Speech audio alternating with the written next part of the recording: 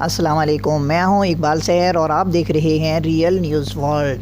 ناظرین، ڈاکٹر عامر لیاقت کی تیسری اہلیہ دانیہ شاہ کو گرفتار کر لیا گیا۔ ذرائع کے مطابق ڈاکٹر عامر لیاقت کی تیسری اہلیہ دانیہ شاہ کو پولیس اور سائبر کرائم ٹیم نے گرفتار کیا ہے۔ میڈیا ذرائع کے مطابق دانیہ شاہ کی والدہ سلمہ نے دعویٰ کیا کہ پرائیویٹ لوگ اور تھانہ صدر پولیس نے مل کر میرے گھر پر چھاپا مارا۔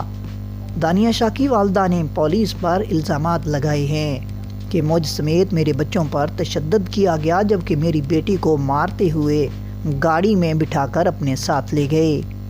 دانیہ شاہ کی والدہ کا یہ بھی کہنا تھا کہ عامر لیاقت کی سابقہ بیوی بشریٰ کی وکیل بھی پولیس کے ہمراہ تھی۔ میری بیٹی کو کہاں لے کر گئے اور کس کیس میں گرفتار کیا گیا، ہمیں پولیس نے نہیں بتایا۔